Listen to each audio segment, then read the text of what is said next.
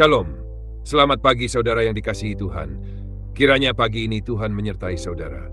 Kiranya Tuhan memberikan kesehatan, sukacita, damai sejahtera, kekuatan iman, perlindungan dan pertolongan dalam setiap langkah saudara hari ini. Mungkin pagi ini saudara bangun dengan hati yang berat, ada kesedihan yang belum hilang, ada kehilangan yang masih terasa, ada masalah keluarga yang belum selesai, atau mungkin ada luka yang tidak mudah. Saudara ceritakan kepada orang lain. Saudara yang Tuhan kasihi, jangan menyerah. Mari kita datang kepada Tuhan dan mendengarkan firman-Nya. Mari kita berdoa. Bapa kami yang baik, kami bersyukur untuk pagi yang baru. Terima kasih untuk nafas kehidupan yang masih Engkau berikan. Terima kasih untuk kasih dan penyertaan-Mu yang tidak pernah meninggalkan kami.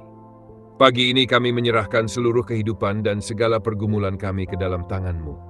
Roh Kudus, bukalah hati dan pikiran kami, supaya kami mengerti firman-Mu dan menerima kekuatan serta penghiburan dari-Mu. Dalam nama Tuhan Yesus Kristus kami berdoa. Haleluya. Amin. Saudara yang dikasihi Tuhan, firman Tuhan pada pagi hari ini terdapat dalam Mazmur 34 ayat 19. Firman Tuhan berkata, Tuhan itu dekat kepada orang-orang yang patah hati, dan Ia menyelamatkan orang-orang yang remuk jiwanya. Mazmur 34 ayat 19. Saudara yang Tuhan kasihi, ada kesedihan yang bisa kita ceritakan, tetapi ada juga kesedihan yang hanya bisa kita simpan di dalam hati. Orang lain mungkin melihat kita tersenyum, kita masih bekerja, kita masih melayani, kita masih melakukan kegiatan sehari-hari, tetapi Tuhan mengetahui apa yang sebenarnya kita rasakan. Mungkin hari ini hati saudara sedang patah, mungkin saudara sedang kehilangan seseorang yang sangat dikasihi. Mungkin ada harapan yang belum terwujud, mungkin ada hubungan yang rusak, mungkin saudara sudah berdoa begitu lama, tetapi jawaban yang diharapkan belum juga datang. Dan dalam keadaan seperti itu kita bisa bertanya, Tuhan, apakah Engkau masih dekat dengan saya? Saudara yang dikasihi Tuhan, firman Tuhan pagi ini memberikan jawaban yang sangat indah. Tuhan itu dekat kepada orang-orang yang patah hati. Perhatikan baik-baik, Tuhan tidak berkata bahwa Dia hanya dekat ketika hidup kita baik-baik saja. Tuhan justru menyatakan kedekatannya kepada orang yang patah hati dan remuk jiwanya. Mazmur 34 adalah kesaksian Daud ketika ia mengalami masa yang sulit. Daud mengenal ketakutan, tekanan, dan penderitaan. Namun di tengah semua itu, Daud belajar bahwa Tuhan bukanlah Allah yang jauh. Tuhan hadir, Tuhan mendengar, Tuhan menyelamatkan. Saudara yang dikasihi Tuhan, kesedihan tidak selalu berarti Tuhan sedang menghukum kita. Penderitaan juga bukan bukti bahwa Tuhan telah meninggalkan kita. Ada masa-masa dalam kehidupan ketika kita harus melewati lembah yang tidak pernah kita pilih. Tetapi kita tidak melewati lembah itu sendirian. Tuhan ada di sana. Bayangkan seorang anak yang sedang menangis karena ketakutan. Ayahnya tidak selalu langsung menghilangkan alasan anak itu menangis, tetapi sang ayah mendekapnya. Kehadiran sang ayah membuat anak itu tahu bahwa dia tidak sendirian. Demikian juga Tuhan. Kadang-kadang Tuhan mengubah keadaan kita, tetapi kadang-kadang Tuhan terlebih dahulu menguatkan hati kita untuk melewati keadaan itu. Dan ketika kita melihat kembali perjalanan hidup kita, kita akan menyadari, ternyata selama ini Tuhan tidak pernah meninggalkan saya. Saudara yang Tuhan kasihi, mungkin hari ini saudara belum melihat jalan keluarnya. Tidak apa-apa. Jangan paksa diri untuk mengerti semuanya hari ini. Yang penting tetaplah datang kepada Tuhan. Kalau hati saudara sedih, katakan kepada Tuhan. Kalau saudara ingin menangis, menangislah di hadapan Tuhan. Kalau saudara tidak sanggup berkata-kata panjang, katakan saja, Tuhan Yesus, saya membutuhkan-Mu. Doa yang sederhana itu pun Tuhan dengar. Karena itu, jangan menyerah hanya karena hari ini terasa berat. Jangan mengambil keputusan besar ketika hati sedang sangat terluka. Berikan waktu kepada Tuhan untuk bekerja. Saudara mungkin tidak dapat melihat apa yang Tuhan sedang kerjakan, tetapi ketidakmampuan kita melihat bukan berarti Tuhan berhenti bekerja. Ada pekerjaan Tuhan yang berlangsung dalam keheningan, seperti benih yang ditanam di dalam tanah. Dari luar terlihat seperti tidak terjadi apa-apa, tetapi di dalam tanah kehidupan sedang bertumbuh. Demikian juga iman kita. Melalui kesedihan, Tuhan dapat mengajar kita untuk lebih dekat kepadanya. Melalui air mata, Tuhan dapat membawa kita belajar berserah. Melalui masa-masa sulit, Tuhan dapat membuat kita semakin mengenal kasih dan kesetiaannya. Dan ingatlah satu hal pagi ini, Tuhan dekat dengan hati yang patah. Kalau tidak ada seorang pun yang memahami kesedihan saudara, Tuhan memahami. Kalau tidak ada seorang pun yang mengetahui air mata saudara, Tuhan mengetahuinya. Kalau saudara merasa sendirian, Tuhan tidak meninggalkan saudara.